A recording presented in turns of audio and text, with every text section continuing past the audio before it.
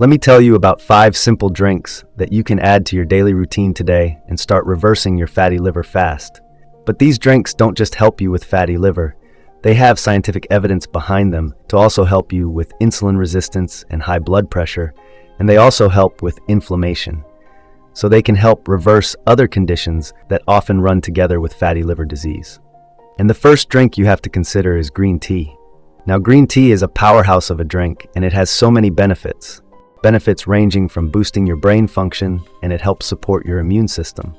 And when it comes to fatty liver specifically, what makes green tea special is it's full of catechins, which is a very potent antioxidant. So these antioxidants are natural substances that protect your cells from damage, and they do so by neutralizing free radicals, which are unstable molecules that damage cells. And this damage eventually leads to inflammation and aging, and many of our chronic diseases like fatty liver or diabetes and heart disease. So these catechins, antioxidants that we get from green tea, they keep your cells healthy, and they serve as your body's defense system, and they help keep everything in balance. And as we're learning more and more about fatty liver disease, what we now know is there's a huge component of inflammation that drives the progression of the disease.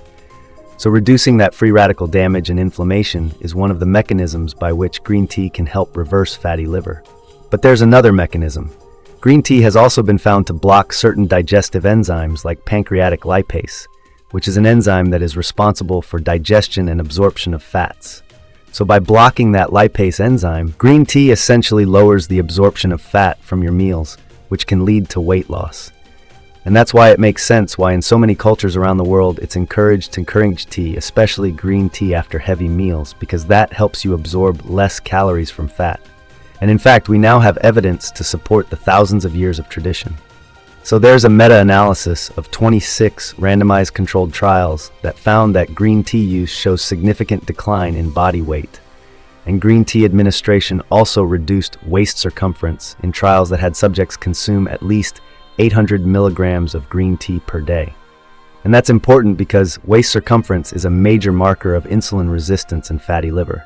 And when you break it down to studies looking specifically at fatty liver, we have this double-blind, placebo-controlled randomized trial that found that taking 500 milligrams of green tea for 90 days shows significant reductions in liver markers like ALT and AST.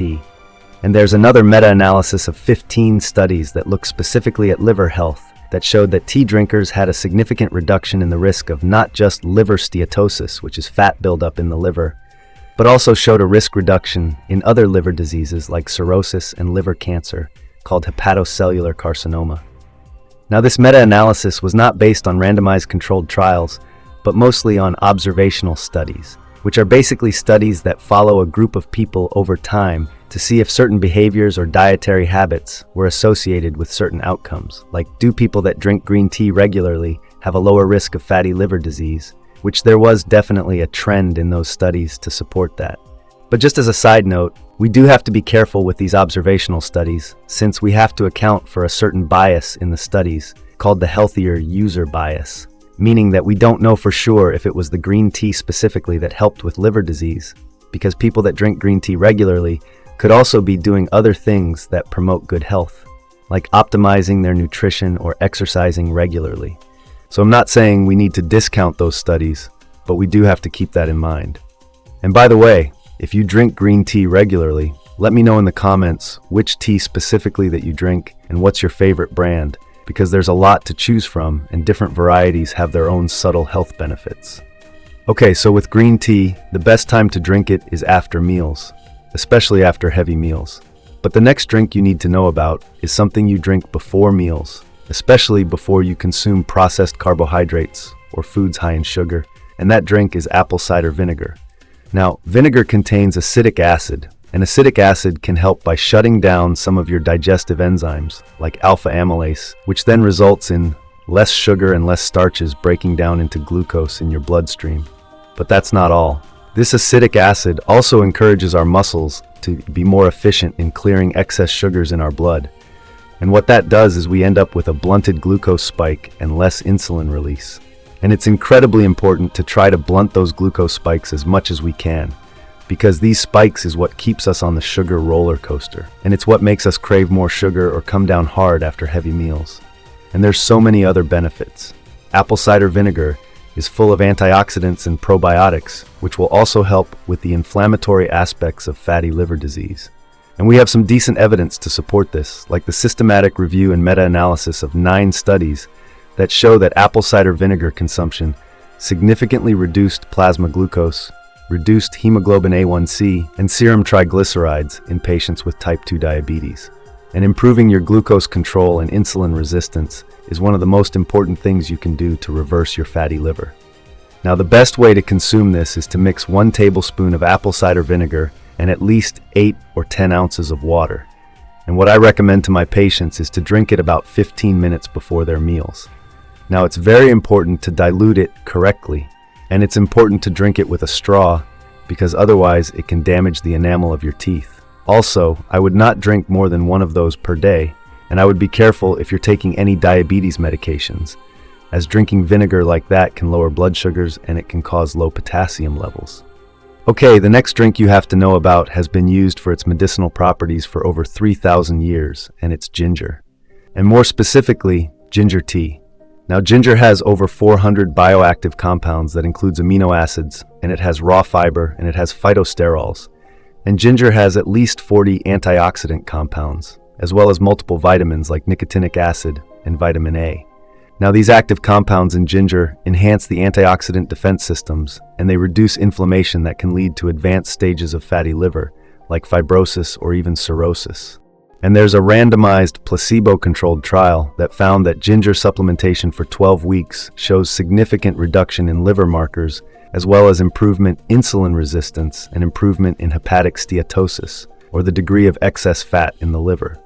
And there's also a meta-analysis of 4 randomized control trials that included 177 patients that found that ginger supplementation was associated with significantly reduced liver markers like ALT, as well as improved markers of insulin resistance and reduced body mass index, or BMI.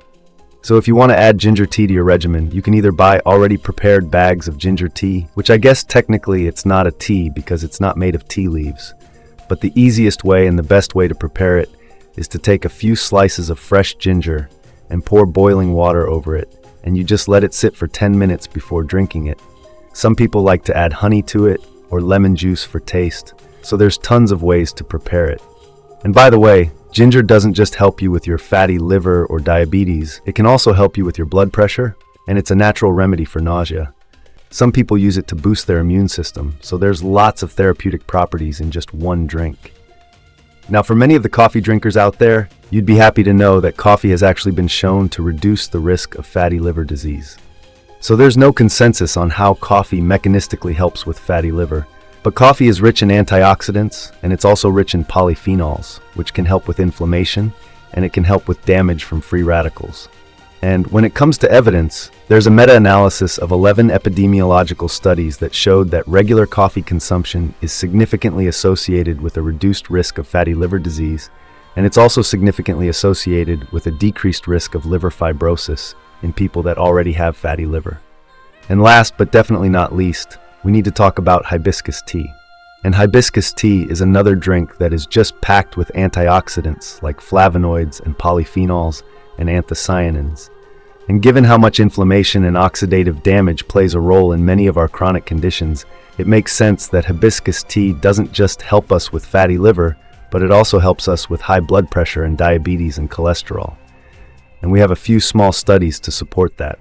So first, we have this small randomized control trial that showed that consumption of hibiscus tea extract for 12 weeks reduced body weight, it reduced waist-to-hip ratio, and it improved liver steatosis or liver fat. And there's another study to look at elderly women with metabolic syndrome. And metabolic syndrome is basically just a cluster of health conditions like high blood pressure and high blood sugars and excess abdominal fat, all conditions that run together with fatty liver disease. And what this study found was the group of women that took 2 grams of hibiscus tea twice a day had a significant decrease in body weight, a decrease in systolic and diastolic blood pressure, as well as a decrease in blood glucose. And the treatment group also showed a significant decrease in cortisol levels, which is probably the result of improved inflammation with hibiscus, which once again, treating underlying inflammation is key in successfully reversing fatty liver disease. Now, for most people, It takes a lot more than just a drink to fully reverse your fatty liver disease. So if you'd like to learn more, here's a video I made about all the things you can do to reverse fatty liver disease quickly. Or you can check out this video where I talk about the best supplements you may want to consider in treating your fatty liver disease. I hope this was helpful. If you're looking for more tips on how to live your best life, make sure you hit that subscribe button so you don't miss a beat. I'm here for your health. Thank you for listening, and see you again in the next video. Wishing you great health, wealth, and happiness.